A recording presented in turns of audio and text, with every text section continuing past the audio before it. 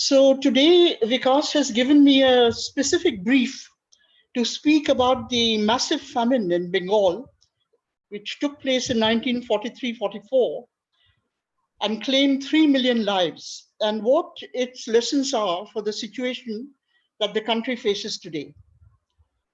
No doubt he had in mind the paper I had written on the 75th anniversary of this famine, which was created by the colonial government and created through the pursuit of very deliberate policies of inflation to raise the resources for financing the war, resources from Indians, needless to say, and which cost 3 million lives. Now, analyzing the reasons for that famine, which took place so many years ago, does throw up important lessons for the present. The first lesson, I think, has to do with the danger of the exercise of arbitrary and absolute power by governments that pursue a single objective with no concern at all for the very high cost that the poor have to pay. The second lesson to my mind is that even though policies at the macroeconomic level profoundly affect our lives and in fact become a matter of life and death for the poor majority of our population, governments get away with bad and even inhuman policies because not even the trained economists whose job it is to understand seem to understand how adverse the impact of these policies can be on the people. And this ties up with the third lesson that I think we as intellectuals have to change our slothful ways. Progressive intellectuals at that time were not sufficiently active in critiquing the policies that killed millions. And I think they continue to be unacceptably complicit to this day with the policies of ruling establishments which adversely impact ordinary people until a crisis makes them wake up suddenly, but usually they wake up far too late, or we wake up far too late. First, let me say a few words about why the 1943-44 famine in Bengal took place. After the Japanese attack on Pearl Harbor in December 1941, the United States entered the war against Japan. Allied forces poured into Bengal province, not just British forces, but also American, French, and so on, in order to counter the Japanese advance through Burma towards India. There was a massive war boom in the country as airstrips and barracks were quickly built and factories came up for producing munitions, chemicals, uniforms, boots, and so on, while civilian consumption was drastically reduced. Now, the immediate cost of financing the hugely increased war spending by the Allies was put on the Indian budget. And the Indian budget was supposed to meet these costs until the war ended. At that time, nobody knew when that would be. So the budget had to meet these costs in rupees without any upper limit being specified to the spending. And against this rupee spending, the British government deposited equivalent sums in sterling in the account of the Reserve Bank of India in London. Against these sterling deposits, which were considered to be reserves, under the regulations, rupees could be printed up to 2.5 times in value. But the important thing is that not a single penny could be withdrawn from these sterling deposits, which were frozen. So in effect, these sterling deposits were only paper entries with no actual economic value to Indians at all. And they basically represented a forced loan of gargantuan proportions that Britain was taking from Indians, and that too with no guarantee of releasing the money as it had promised once the war ended. Now, this policy of taking a forced loan from India was the brainchild of John Maynard Keynes, who during the war was made an economic advisor to the British government, and he was given special charge of Indian monetary matters because he was considered to be an expert on the subject. The first job Keynes had ever held as a young man was at the India office in London. And the very first book that he ever published in 1913, when he was only 30 years old, was titled Indian Currency and Finance. Keynes was made a member of a number of commissions set up on Indian financial and currency matters. And he worked very closely with the Secretary of State for India in the British government. Now, Britain imposed during the Second War forced loans on Egypt and other smaller colonies as well. But the largest forced loan was in India. If we read Keynes and about what he said, we find that he showed a kind of unwavering commitment to serving his country, no matter what the cost to the colonized people.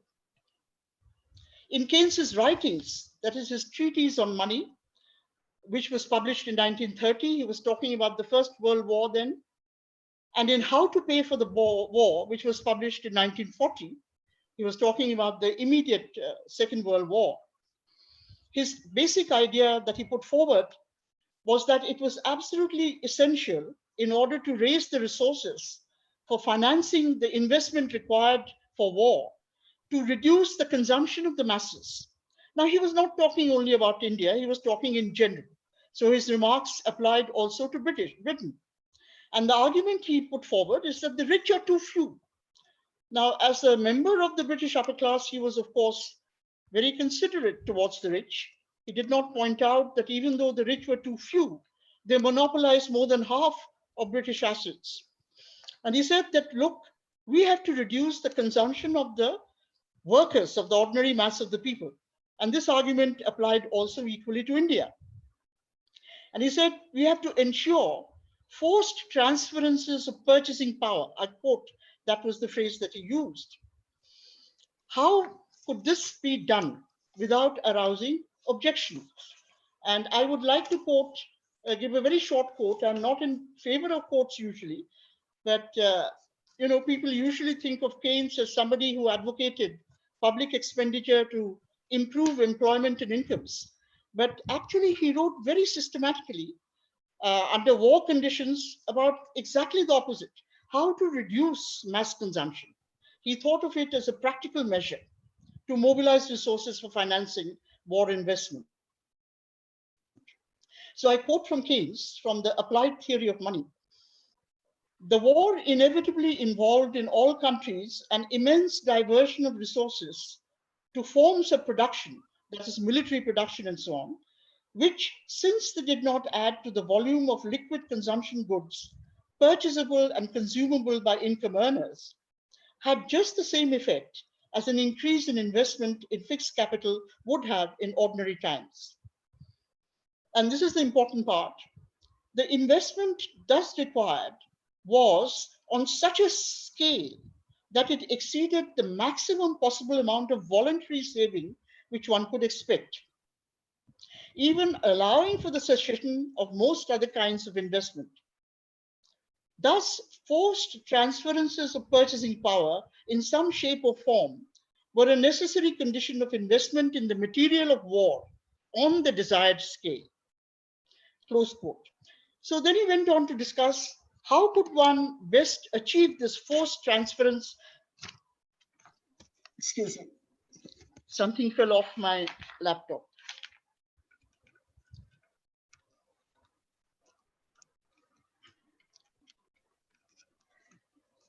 Yes, how could this forced transference be accomplished without social friction, as he put it?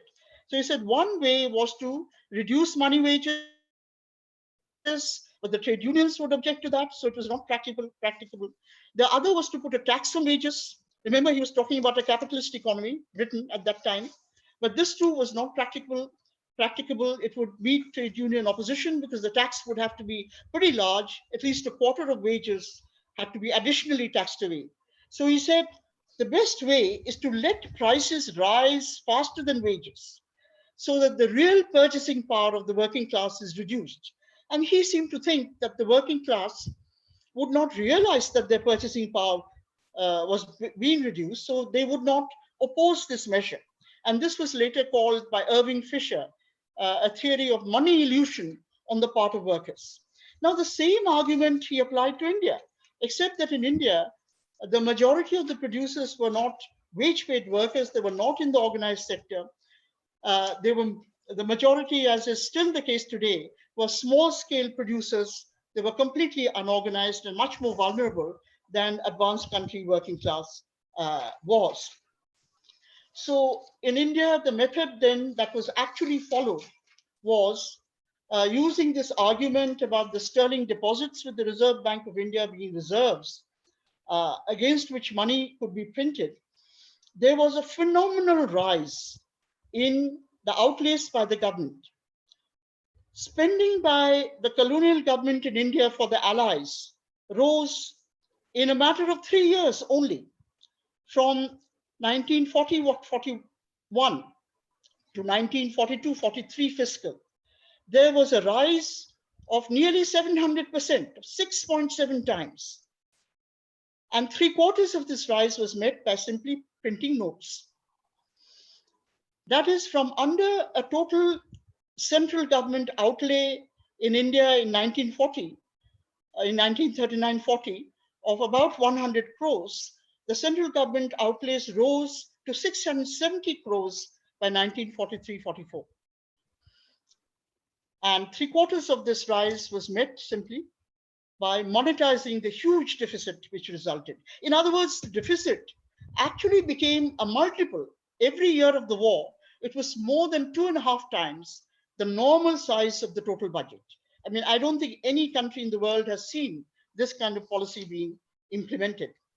Now, in order to give you a sense of what this actually means in terms of modern numbers, if we look at last year in India, the central government total outlay was about 15 lakh crore in the budget. I'm not taking what devolves to the states from the union budget, but what the central government itself spends or proposes to spend. And this was about 8% of our GDP, which was in the region of 190 lakh crores.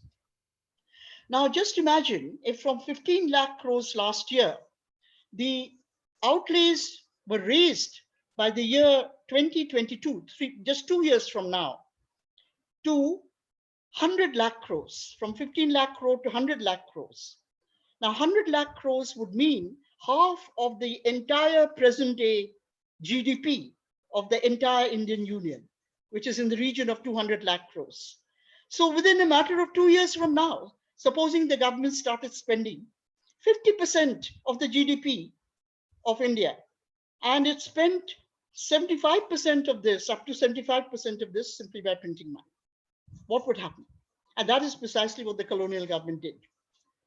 And of course, outlays on this scale to finance the war boom had enormous multiplier effects in a small country. There was a huge expansion of demand for necessities, because remember, not only the foreign troops, the airmen and so on, had to be provisioned, transported and so on in every way, but the workers that who were getting employed in larger numbers in the factories that were coming up, which were producing munitions and war materials, they had to be fed as well, because the government was very keen that war production should not get affected in any way. So it very quickly put in place a rationing system which covered the urban areas. So most of the urban population in Bengal had access to food. And this was also extended to other sensitive areas in India later on. But the entire burden of financing this whole huge increase in outlays was effectively passed on to the unprotected mass of the rural population. And most of the actual procurement of provisions was done from the hinterland of Bengal through agents. Food grains virtually disappeared physically disappeared, because they were procured by government. And then in such a situation, when prices start rising, speculators kick in with their usual activities and they start hoarding. So you had, between the end of 1941 and the middle of 1942, that is within 18 months, as Professor Amartya Sen points out in his book Poverty and Famines, in the chapter where he deals with the Bengal famines, the price of rice quadrupled. It rose fourfold. And in coming months in Bengal, it rose even further, up to 6 times what it was only a few months earlier. So, what kind of effect would this have? Who were the people who lost out from this? Clearly, the people who lost out were the poorest in the rural areas, those who had to depend on the market for purchasing food. So, this would include the entire mass of wage paid laborers, the really poor and hired peasants who got most of their income, very little of their income from cultivation because had very little land, and they got most of their income from working for wages. They suffered an enormous decline in consumption. The people who lost out were the artisans, uh, the ones who lost, like, and fishermen, people who provided services to the villagers, like barbers and so on, washermen and so on, who all had to buy food from the market. And they did not know what hit them. In such a short period of time, when the price of rice quadruples and rises sixfold.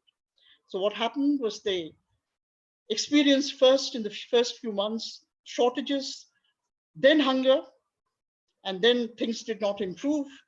They sank into famishment, and finally they died. And before death, many of them tried to get to the urban areas, but in their weakened state, many lakhs of people succumbed to disease.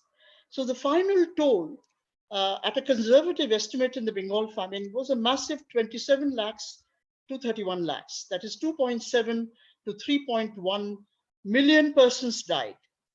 This is the estimate that Professor Sen puts forward in his book.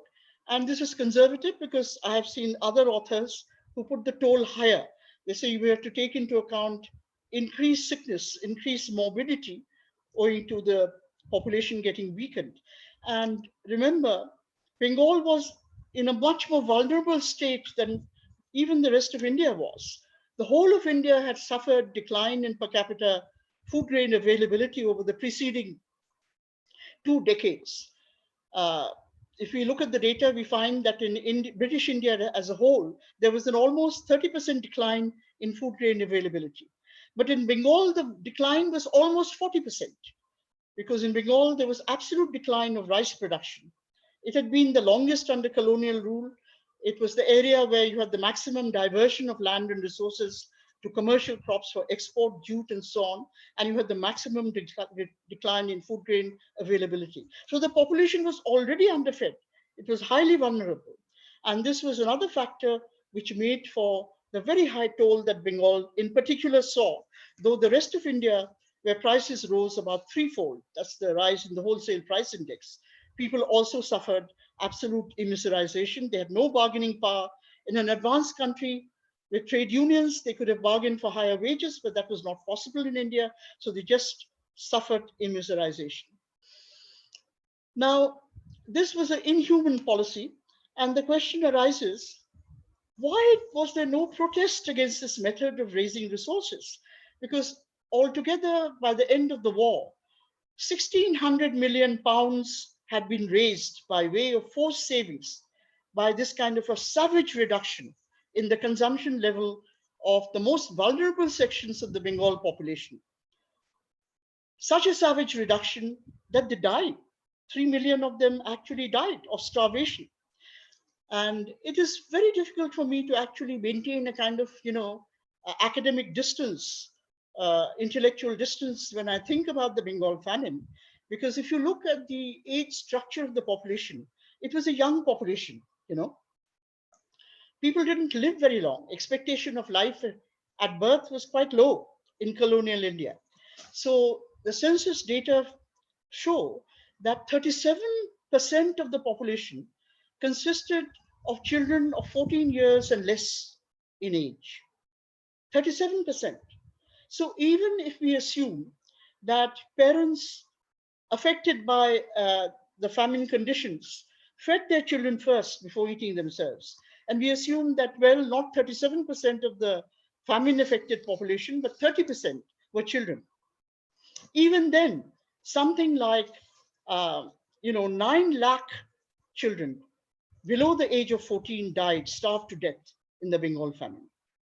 And what was the total mortality in Britain over the entire period? We're only talking about civilian deaths in Bengal. Mind you, we're not talking about armed forces or anything like that. The total mortality over the entire war period in Britain was a little less than 500,000, around 460,000 and a few numbers after that, which I forget. This included civilians who died in bombing. It included all the armed forces personnel who died. So something like, more than 6 times, almost 7 times that number died in the Bengal famine. It was massive.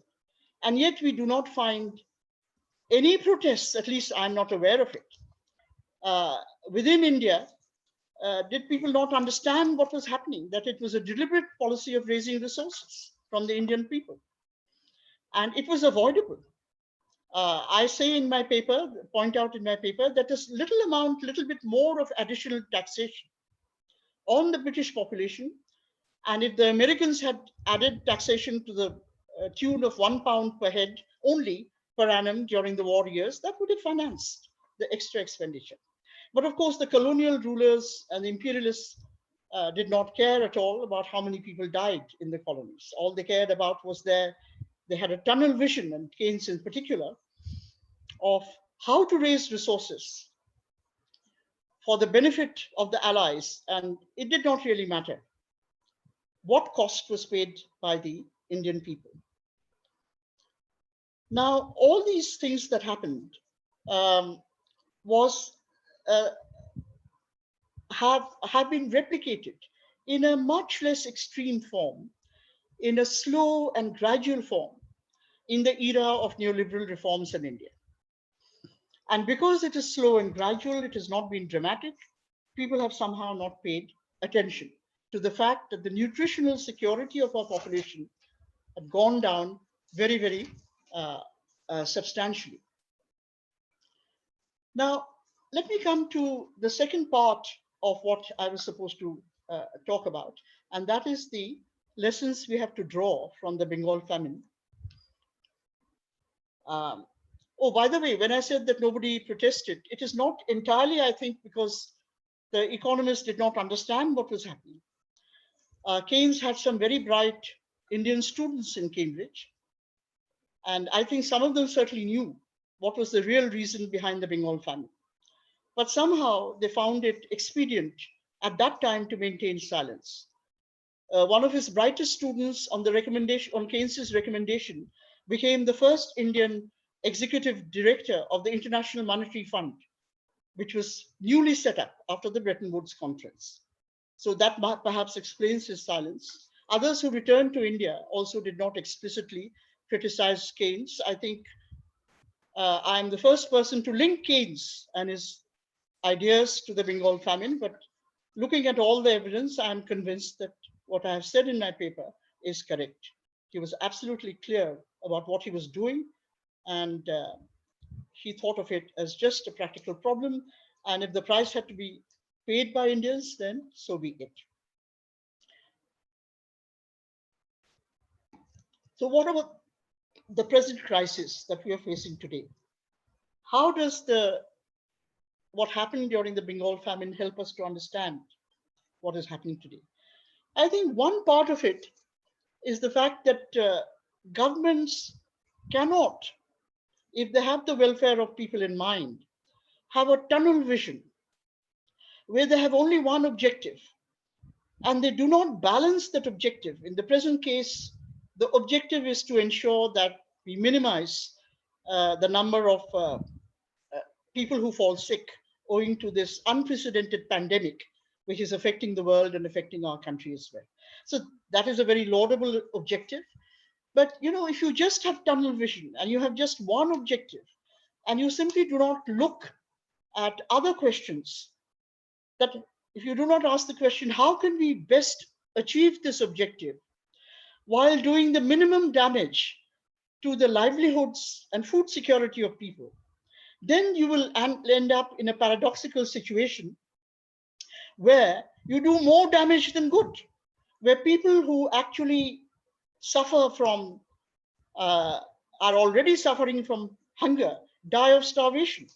Or if they don't die today, the number of people who die of hunger-related morbidities and of long-term weakening of their constitution, which opens them and makes them more vulnerable to future morbidities, that number may actually exceed the numbers that you're of deaths that you're trying to prevent.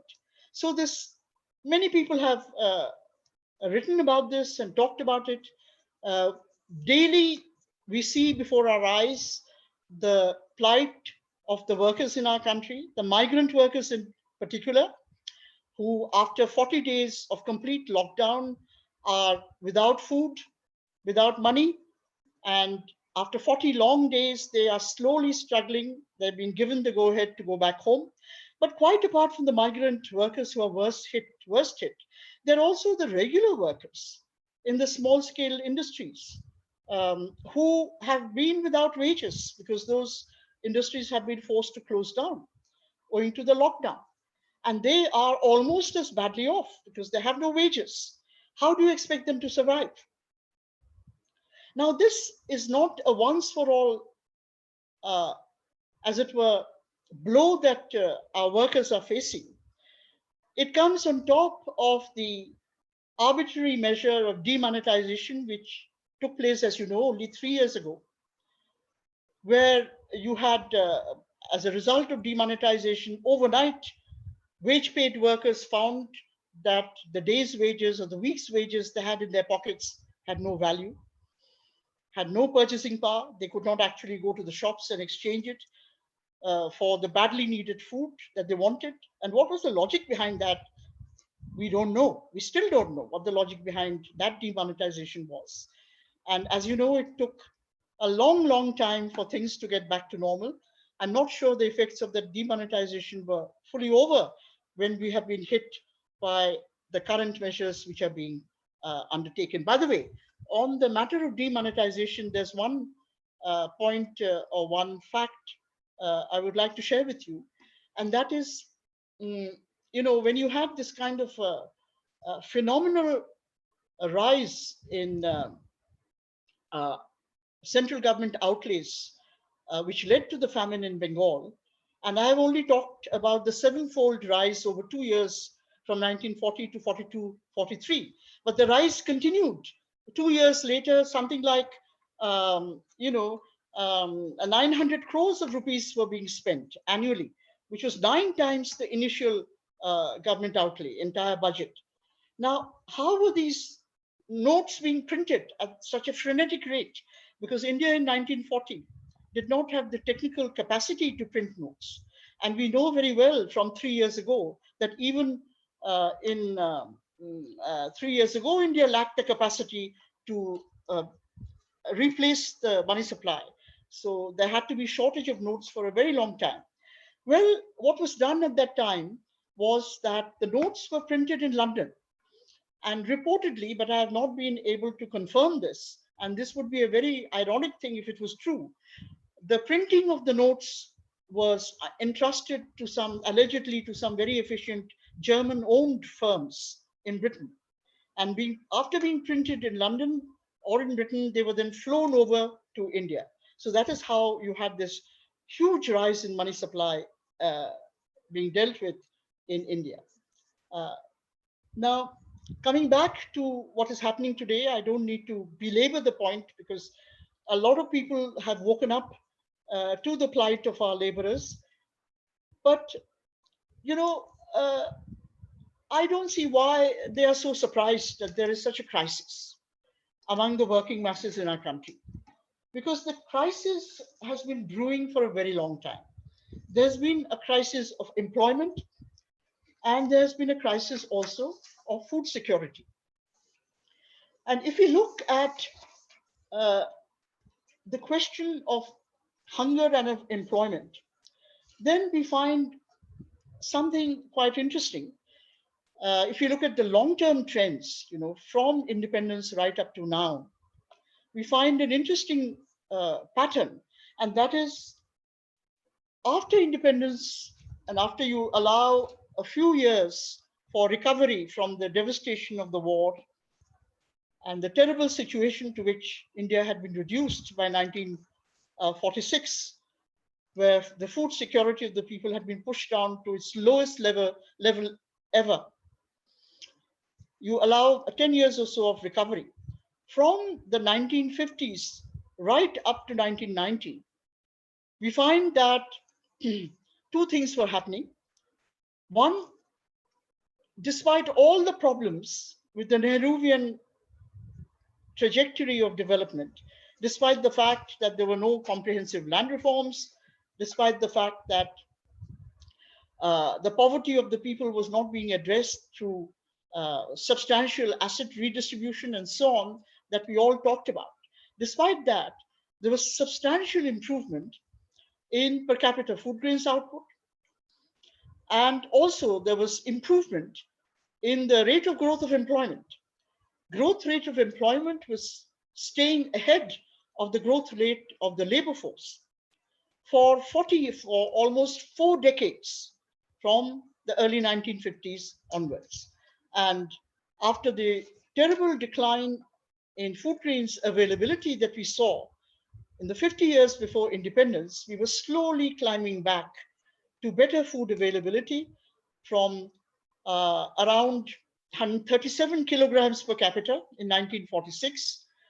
The country had clawed its way back to around 185 kilograms. That was a very substantial achievement. But the moment we start implementing neoliberal economic policies from the early 1990s, and those policies now have been in place for 3 decades, both these variables get reversed. The rate of employment growth slows down and it falls below the rate of growth of the labor force, and food security takes a very big hit. The per capita food grains availability starts falling. And why does this happen? It happens because of a combination of policies, which I cannot discuss in detail. I don't have the time here. But if I were to sum it up, the most important reasons are that the expansionary fiscal policy that governments were following for the best part of 40 years before 1990 got reversed, and the new mantra became, you have to cut your fiscal deficit and you have to do this in a very drastic fashion. That became the new mantra, of course, pushed by the international financial institutions. I don't need to go into all that. You're familiar with that. And the second mantra was, do not protect your producers or your consumers, open up to free trade. So we had the exposure of our farmers to global price volatility. And it is not as though before 1990, there was no global price volatility. Even before that, global prices of primary products were going up and down in a most alarming manner. But our farmers and small producers were protected. They did not know about this volatility because we did not have a system of freedom of import and export depending on world conditions. Now, all that went not overnight, but it had substantially gone within the first decade to 15 years after 1990. And that is why we have these adverse conditions developing. But I found when I was analyzing these developments that nobody was willing to listen to these findings. There was so much joy and so much celebration of India's high GDP growth rate. And practically the whole question of development was being made synonymous with the behavior of the stock market. So even people who are normally you would expect to take progressive positions, with a few honorable exceptions, seem to have forgotten completely about the 80% of our population that was losing out from the current developments, from neoliberal policies. Now, one thing we have to bear in mind is that even during the Bengal famine, or even during the colonial period as a whole, everyone did not lose out from colonial rule. I had co-authored a book recently called The Theory of Imperialism, and one of the reviewers said it was not very appreciative of the message we were giving in the book. And she said that we should not think of ourselves as victims. But what she did not realize is that every Indian was not a victim. The British did not rule India without the help of a substantial section of Indians who were employed by them, and also members of the landlord class, of the professional classes, who did quite well out of British rule. And even during the famine, there was a tiny minority of people who profiteered. They were war profiteers. The Indian business classes did very well out of the phenomenal inflation during the war. And the landlords in rural areas, those who had money to lend, they did very well. They got hold of the land that the poor peasants and even the middle peasants had to mortgage in order to take loans. And when they could not repay the loans, they seized those lands. So the extent of land concentration increased enormously. Similarly, today, in fact, for the last 30 years, and even today, there are people who are benefiting from the distress of the masses. Before the present pandemic broke out and we were catapulted into an emergency situation, for 25 years, actually, the nutritional standard of our population has been going down. Every official data source that our economists have always relied on shows this. The National Sample Survey reports show that there was a steady, small but steady decline, small every 5 years, but accumulating decline in the per capita energy intake measured in calories per day, as well as the per capita protein intake in rural India. And more recently, the decline started affecting urban India also. And this is not surprising because the fiscal contraction which the government was following as a result of this new dogma, the new mantras about reducing government development expenditures, automatically meant that there would be an adverse impact on the generation of employment and incomes. Mass purchasing power was bound to be going down, even at the same time that the stock market was booming, even at the same time that those who got their income from profits or from land rent or from interest income on lending money, and particularly financial interests, their incomes were going into the stratosphere. At the same time, this was necessarily accompanied by a reduction of the employment and purchasing power of the mass of the population. And our own data sources show this very clearly. So I would come to this second lesson that I was talking about, that, or maybe it's the third, that, economists' job is to understand macroeconomic trends in their entirety, not to focus on only a part of the economy, only a part of the population which is doing well, not to be focused only on GDP growth, but also ask what is happening to income distribution, what is happening to absolute levels of purchasing power, what is happening to absolute poverty. And one thing that perhaps many people don't understand, which needs to be emphasized again and again, is that even in the advanced countries, when they were going through their fastest GDP growth during their industrialization process, this was a process which entailed a very sharp decline in real wages and purchasing power of the working masses, and a very sharp rise in unemployment. It was not a situation where everybody benefited from industrialization. If you look at British economic history, you look at the economic history of industrialization in France or other European countries, particularly Britain, you see that the period of fastest economic growth when Britain was industrializing was also a period of tremendous hunger within the working population, of uprisings culminating in the Chartist uprising of the 1840s. But the way that Britain got out of, and it was a period of increasing unemployment because machinery was displacing artisanal production.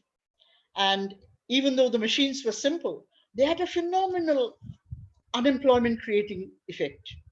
I have written about this elsewhere. I won't go into this in more detail here. But the way that today's advanced countries got out of their problem of rising unemployment, distress of the working class, and discontent amounting to insurrectionary uprisings of the working class was that they simply exported their unemployed.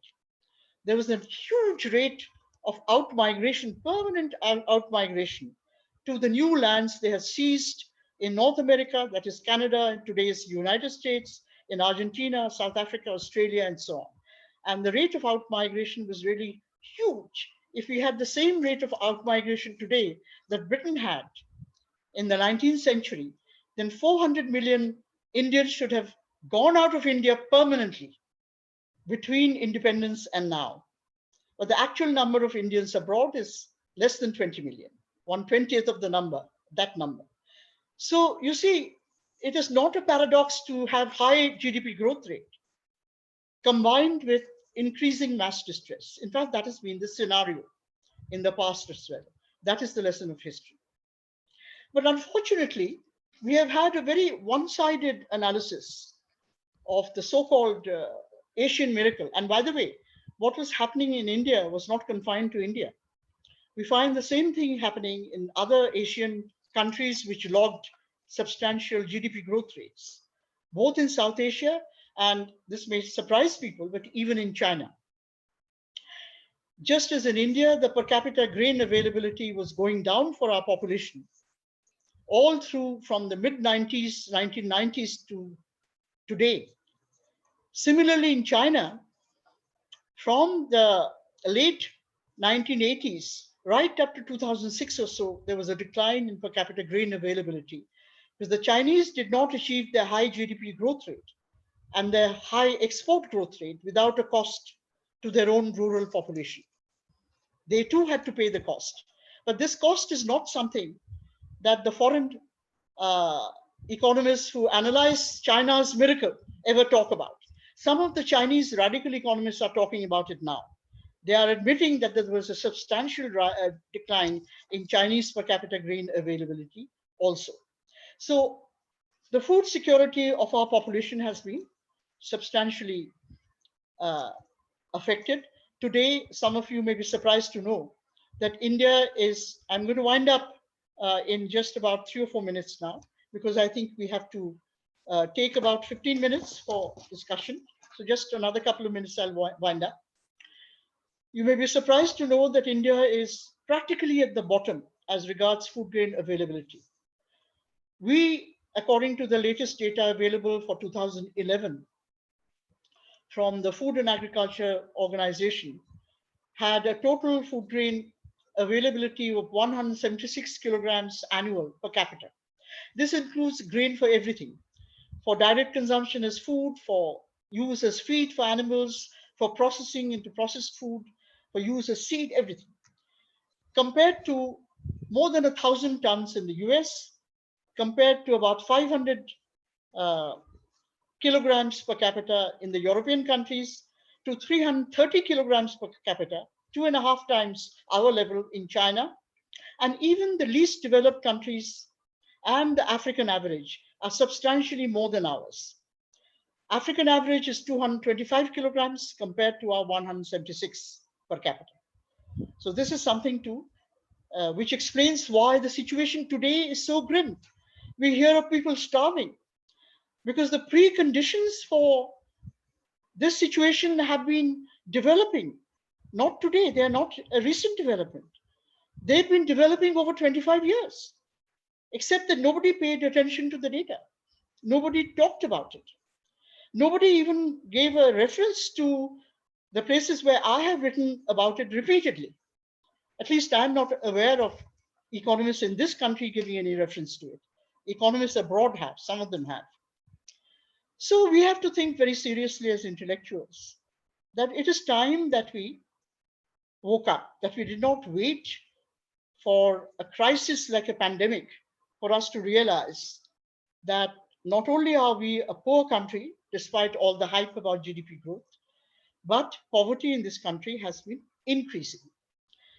All the claims about decline in poverty are incorrect, because they are actually based on an incorrect method of poverty estimation, which is being officially followed not only in our country, but all over the world, where the standard against which you measure the number of the poor, that standard itself has been lowered over time. And that is not a correct way of measuring poverty. If we keep the same standard as was used way back when the first poverty estimates were made, when we had about 56% of the population in poverty, then today, using that same standard, not today, for 2011, the proportion is 67% of our population, both in urban and rural India. And today, of course, the position is worse because the 2017-18 National Sample Survey consumption expenditure, which has been suppressed by the government, show that for the first time, not only is real expenditure on food showing a decline, as it has been doing for many, many years, but the real expenditure on all goods and services per capita per month has shown a decline compared to 5 years earlier. So let me stop there and perhaps we can expand on some points in questions. Thank you very much. Thank you, ma'am. Thank you for this very, very interesting lecture. We already have quite a few questions. I think there were about 250 people listening to the lecture. And we have some very interesting questions, which I've been trying to sort of organize into different themes.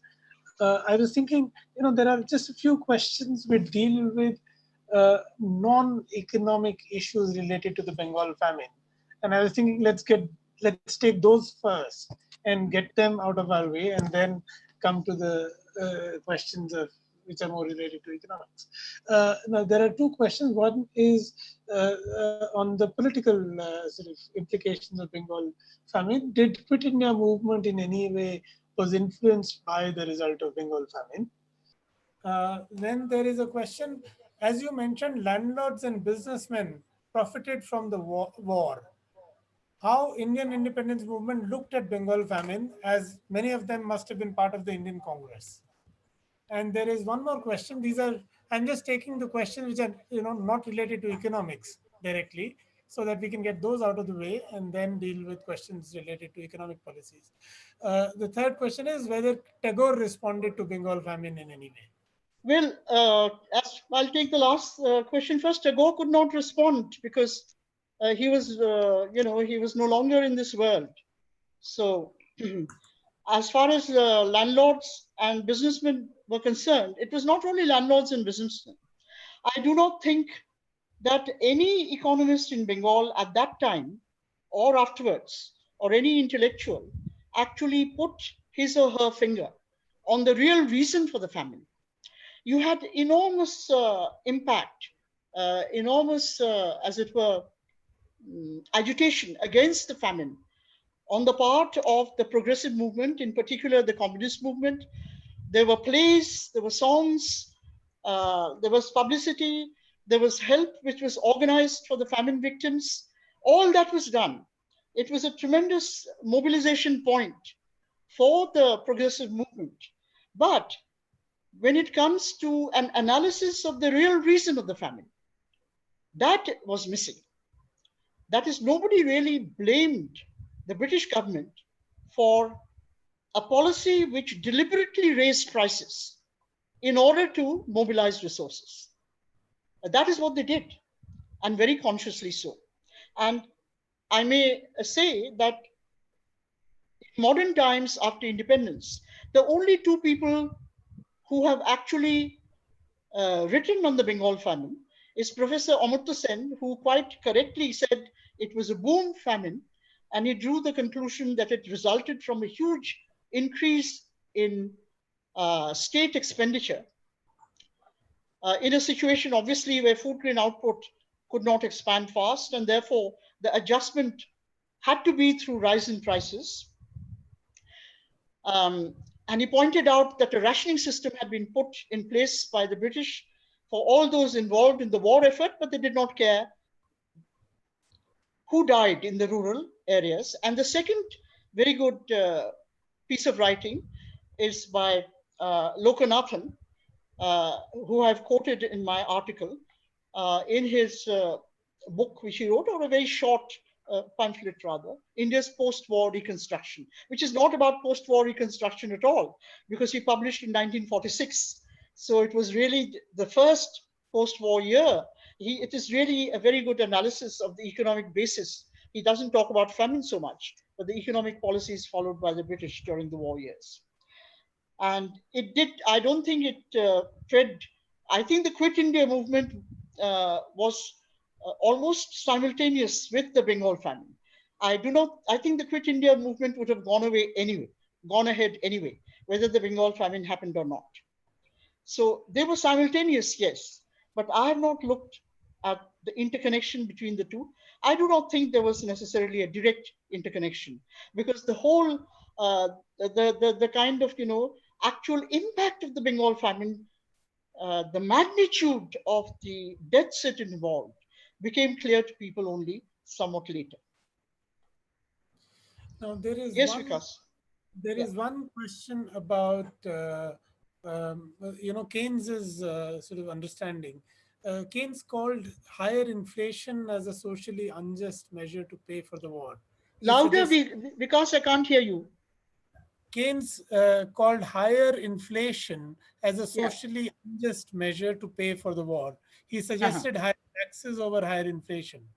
Uh, Delhi has already started with higher taxes, but not on income, instead on consumption. I don't know how much they can mobilize through that, but can you please comment on the viability of that higher taxes as a measure?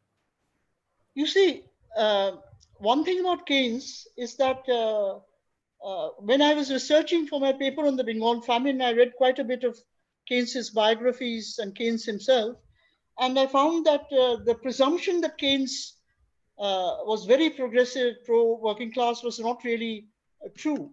He was a brilliant mind, but he was a member of the British ruling class. And don't forget that Keynes was already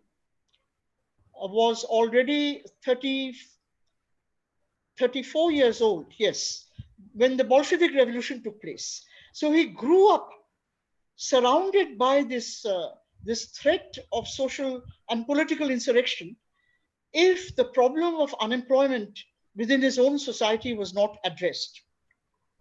And he saw that the way to address it was really to abandon previous economic theory completely, which he regarded as wrong.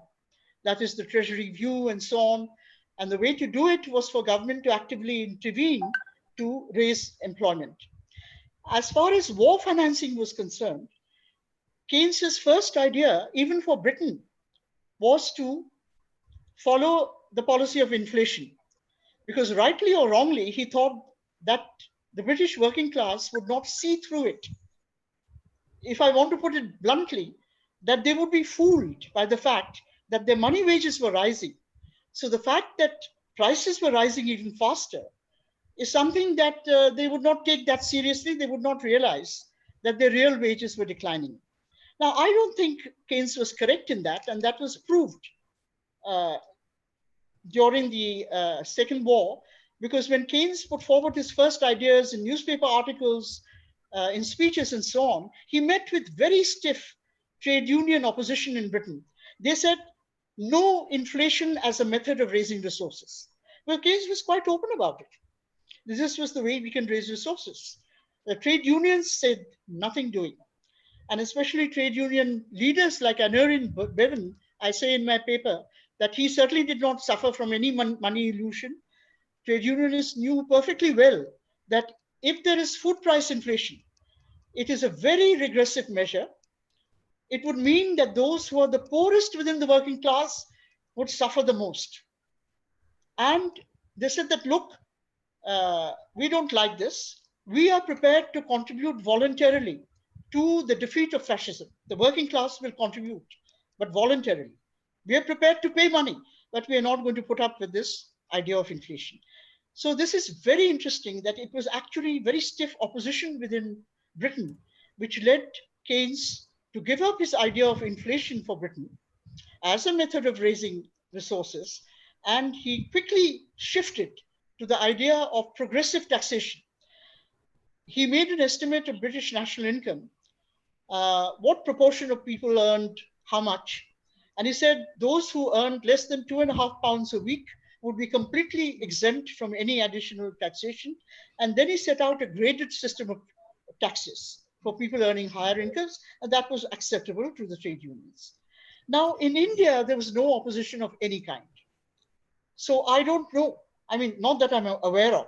So maybe those of you who are interested in these issues can look at the literature of that time in greater detail and see if any people in the progressive and the trade union movement knew what was happening, realized what was happening at that time in India, but simply their voices got drowned. And yes, in Britain, the extra expenditure required for war was raised primarily through additional taxation, not through inflation. Britain saw inflation, but prices rose only 70% between 1940 and 1946 in Britain. In India, the wholesale price index rose 300% for India as a whole. In particular areas like Bengal, of course, the rise in the wholesale price index was higher, and the retail prices not only went through the roof, but physically there was simply no food available, which is what led to the starvation. Ma'am, there are two questions. Policies during Bengal famine helped British war resource mobilization. Who's benefiting from fiscal prudence during epidemic and lockdown today? And there's another question which is somewhat similar but formulated differently. Do you think funding these projects like the Central Vista in Delhi, bullet trains, and other grand projects during times like this, like the war funding during Bengal, would it be like war funding during Bengal famine? Would you call these as bad?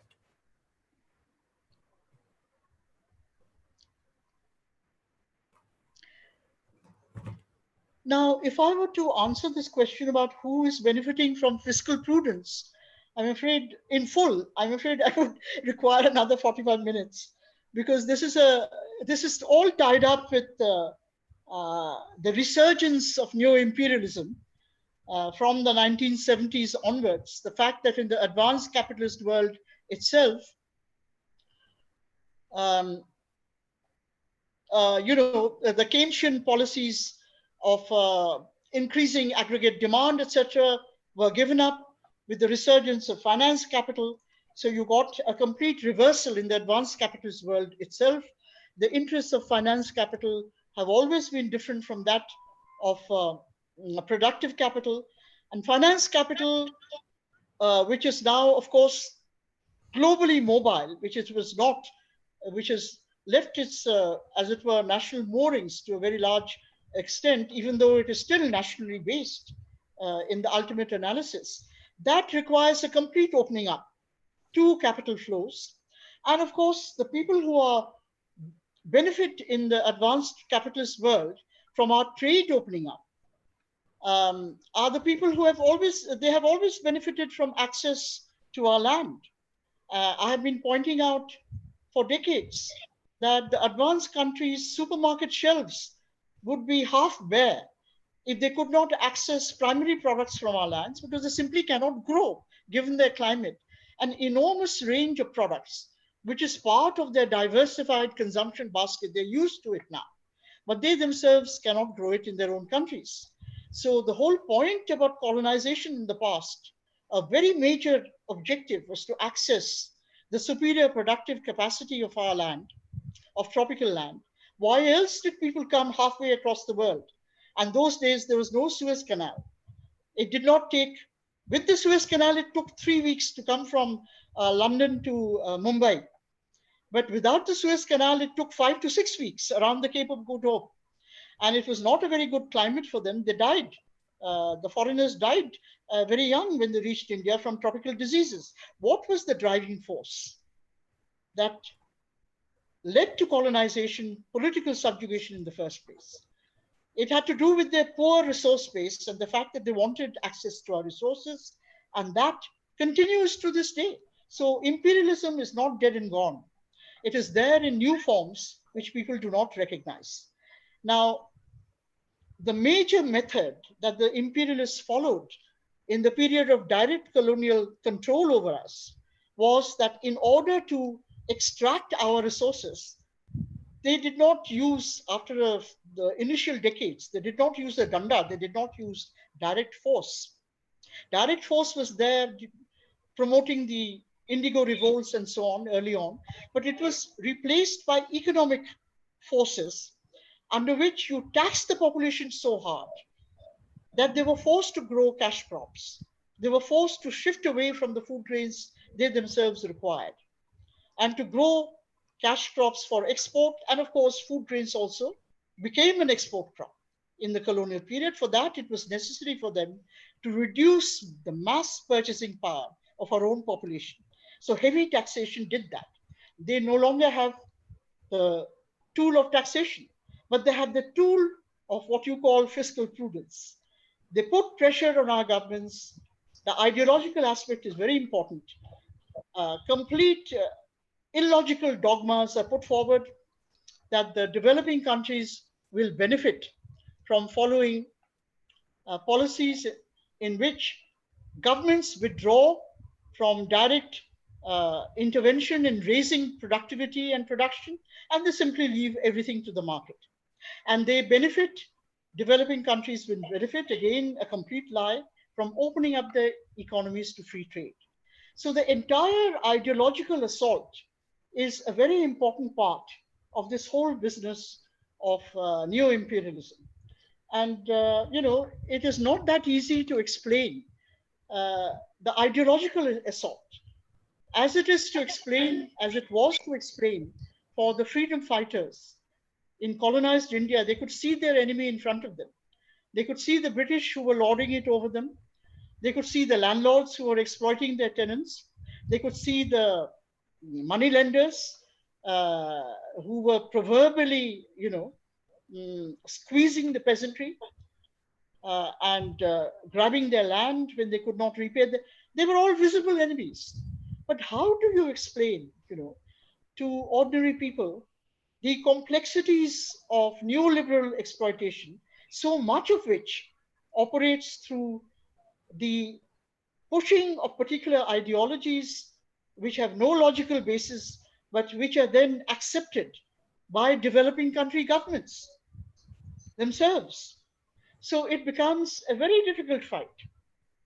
I don't know whether I've answered the question, but what I've tried to point out is that in this fight, actually, just as in the colonial period, a minority of our population was integrated by the British into their exploitative system, and they benefited even from colonial rule, and they benefited at the expense of 90% of their own fellows, compatriots. Similarly, today, our elites are being integrated into a global elite, and they don't want to look at what is happening as a result of pursuing the policies they do to the bottom 75% of our population who are actually losing out.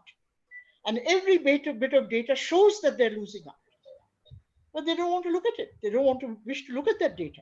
Even today, every economist, including progressive economists, will tell you India had made great progress in poverty reduction. Not true. Chinese will claim great progress in poverty reduction. They have reduced poverty. That is true. But they have reduced it much less than they claim.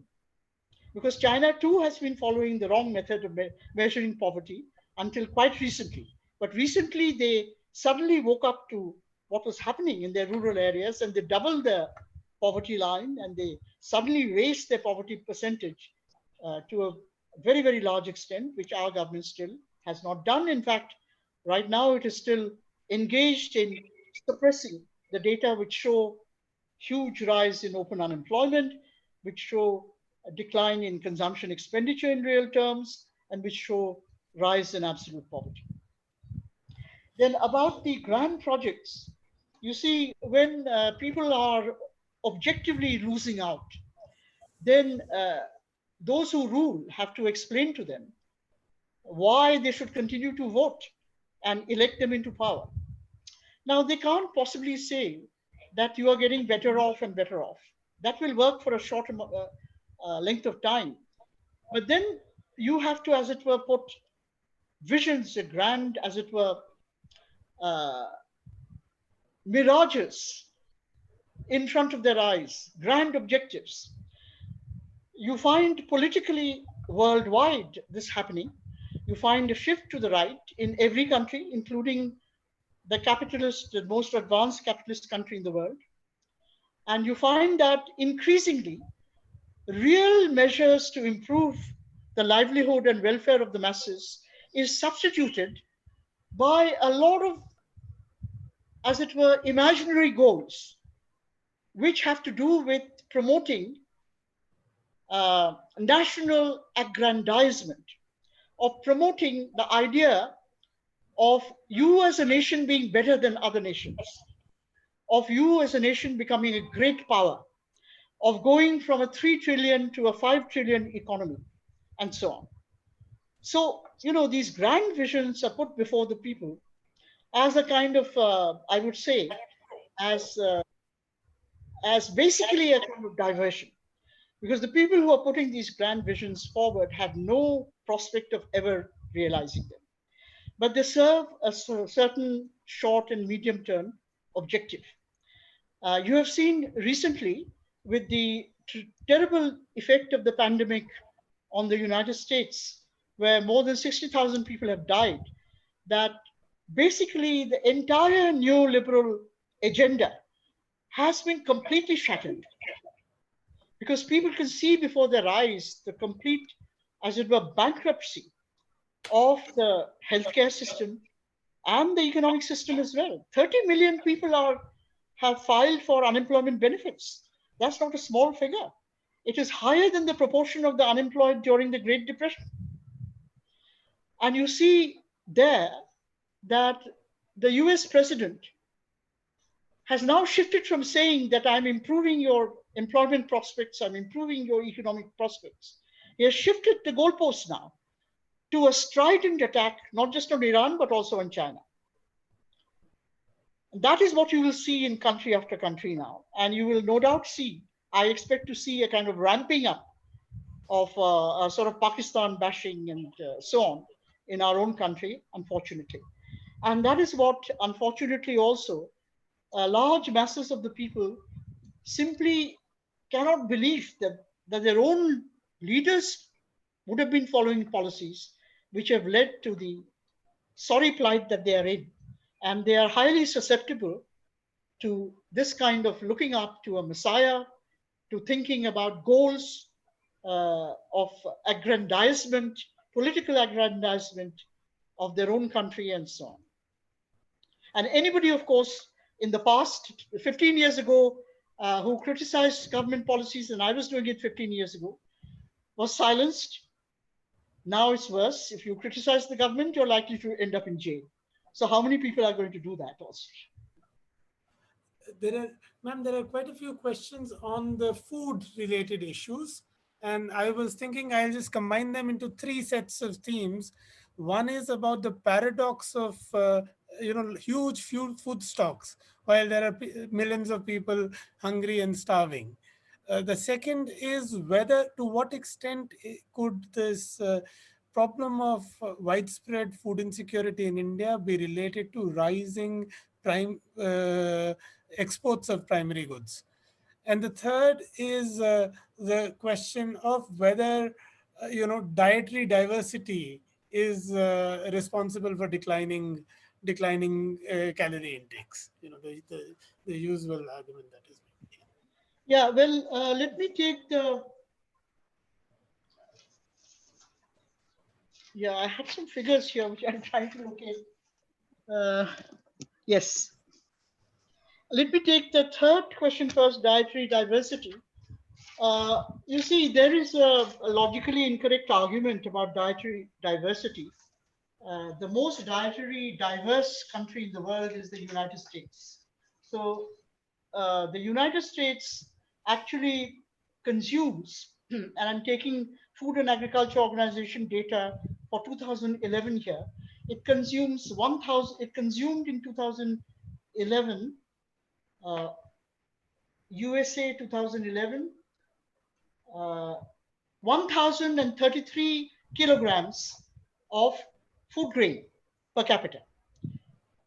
All right, of which 106 kilograms was direct consumption as bread and so forth, and 400 kilograms almost was used as animal feed for producing milk, chicken, meat, pork meat, beef, and so forth. So you have to look at dietary diversification in the following way. The more dietary diversification you have, the higher is the demand for food grain, not lower. The direct demand may go down. Direct demand in US for making bread, etc., for grain is 106 kilograms compared to our direct demand of 152 kilograms. But the indirect demand, which they convert into animal products, is 400 kilograms. This is all per capita per annum. For every 3 kilograms of animal products the average Indian consumes, the American consumes 100 kilograms of animal products. Okay? So we are right at the bottom. And those who talk about dietary diversification simply do not know these figures. They have not bothered to do their homework. They are confused between direct consumption and direct plus indirect consumption. They have to look, if they're looking at dietary diversification, they have to look at direct plus indirect use of grain as feed. How much do we use for feed grain per capita per annum? 9 kilograms, compared to the United States, which uses 400 kilograms. That is why the US produces 40 times as much of animal products per head of population and consumes 40 times as much compared to us. So what dietary diversification? Now, going to both the questions about rise in exports and food stocks. I have written about both of these very extensively for the last 20 years in numerous papers and also in my book, The Republic of Hunger, which was published in 2007 and reprinted also in 2008. And both questions are absolutely correct.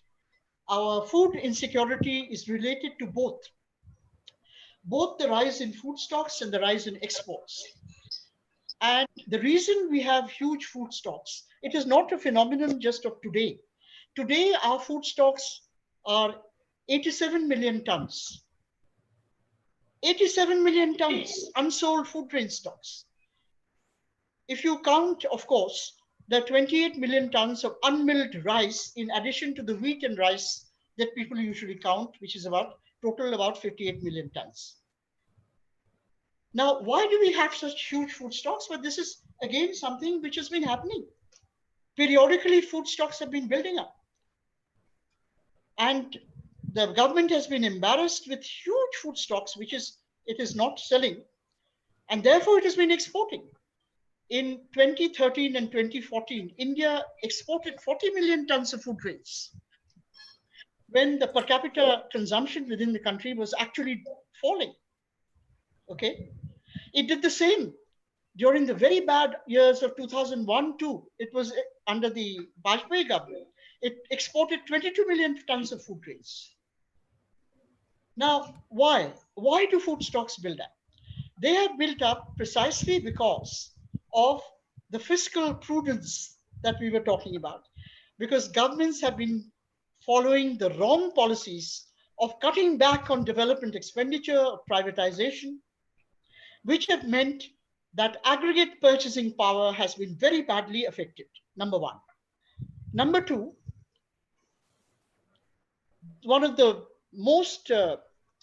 biggest blunders that the country has made was to go in for targeting of the public distribution, which happened in 1997, 23 years ago.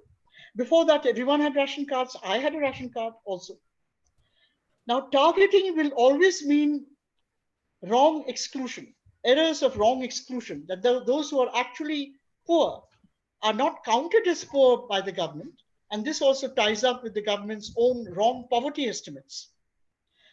Even with all the revisions, with all the Tendulkar committee, Rangarajan committee, etc., the Rangarajan committee puts the proportion of poor in rural India at, how much is it? I'll tell you exactly, at only, 31%, and in urban India, 26.5%, according to them, are below poverty line. But these figures are all wrong because the poverty line itself no longer gives them the nutritional intake, which was defined as the norm when the original estimates of poverty were made. It gives them substantially lower nutritional intake. So it's like, in a school, you claim that the proportion of failures in an examination has declined from 40% students failing it has declined to only 15% today. And you say the academic performance has improved. But when you look closely, you find that the pass mark has been lowered from 50 out of 100 to, let us say, 20 out of 100. So the claim of decline in the failure percentage is false. It is arising only from a lowering of the pass mark. Similarly, the claim of decline of the poverty percentage, there is no decline in poverty, is wrong because it is arising only from lowering the nutritional standard, lowering the very standard against which you're measuring poverty. So it's a terrible mess where, our own macroeconomic policies have resulted, as I mentioned earlier, in rising unemployment. Some sectors have shown good employment growth, some service sectors, that is construction in certain periods, the hospitality industries in certain periods, and of course you become very heavily dependent on tourist arrivals to sustain that, tourists from abroad, both internal tourism as well. But other sectors show not only zero growth of employment with positive growth of investment and output, but actually negative growth of employment. That is, employment is falling even as your output is rising in manufacturing sectors, in many, many sectors. So what economists call the elasticity of employment with respect to output now is actually negative in very many sectors. Now, all this is a result of these wrong macroeconomic policies. It is a result of targeting of the public distribution system. So the solution to this has to be drastic. That is, if you want to reverse this bad situation, number one, as far as food security is concerned, give up this policy of exposing our farmers to free trade, put barriers to export of food grains, and when foreign prices are high, and import of food grains when global prices crash. Two, go back to a universal public distribution system. Only that can ensure that you won't have problems of wrong exclusion and you will not have problems of delivery.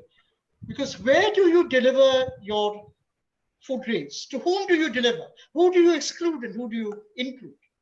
That problem is then gone because it then becomes a demand-driven system. Those who need the food grains will go to the ration shops and get it. Those who don't need ration food grains, those who are well off like you and I are, will not bother to go to the ration shops. When I had a ration card more than 20 years ago, I lifted rations only during the festival season for sugar because the gap between the open market price and the ration price was very large. I did not lift my rations of grain at all, but I allowed my ration card to be used by my poor employees, those who provided services, who were very poor, domestic services, the Mali and so on. And that is not a bad thing. So in a universal public distribution system, the well-to-do will automatically exclude themselves.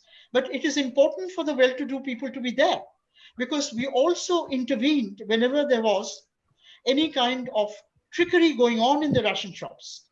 People would come and complain to us that, look, we are being shortchanged. We are not being given the full weight of rations. Excuses are being made for not delivering rations to us, even when we've stood in the queue for 2 hours. So we could go and intervene, even though we were not ourselves lifting rations, and say that, look, we have to run the system properly. Otherwise, there will be complaints against you. And those who run these shops will listen to people who are educated and who are in a position to hurt them if they mistreat the poor. But they very often get away with mistreating the poor and ripping them off, not giving their full rations, diverting ration grain, and so forth. So go back to a universal public distribution system. It was a big, big blunder to have introduced targeting in the first place. And finally, and this may not be directly relevant to the questions you are asking, but it is, our governments are so afraid that if we implement these policies, which the advanced countries don't want, they want us to keep our markets open. They want us to import food grains, even when we have huge stocks. That they don't want to undertake this policy because they say immediately there will be capital flight. Actually, there is already capital flight. The rupee is already depreciating. So, in an emergency situation, in order to prevent capital flight and further rupee depreciation, which raises the cost of our imports, you have to put controls, capital controls. You can't allow people to take capital out of the country. Because remember, even though we have large foreign exchange reserves, these reserves we have built up at very considerable public cost.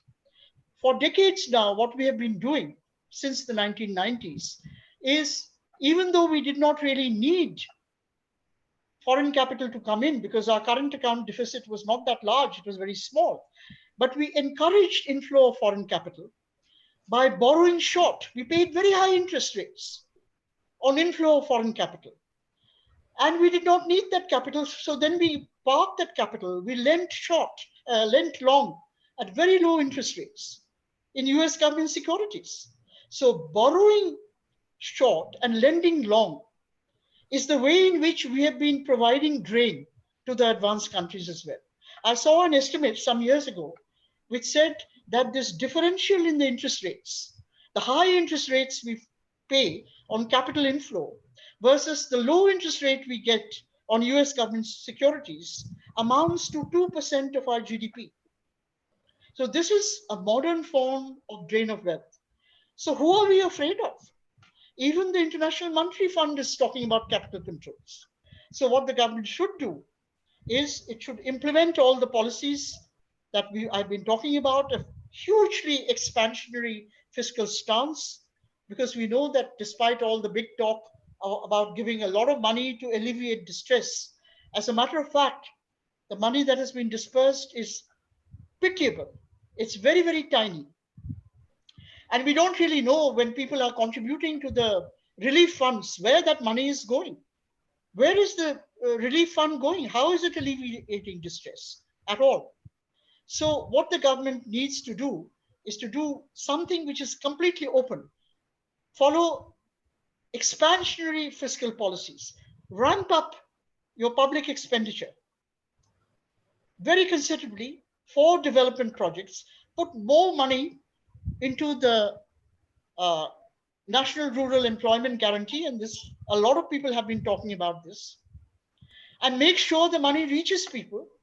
Use part of your huge food grain stock for free distribution to those who are most distressed, and pay part of the wages under the Rural Employment Guarantee. Have a mix, as many, in fact, chief ministers have also suggested, have a mix between cash and food grain transfers. And forget about this whole business of only cash transfers and only into people who have accounts. Even today, how many of the rural poor have bank accounts? How many of them can access a bank branch? How many of them can actually undergo the transaction costs involved?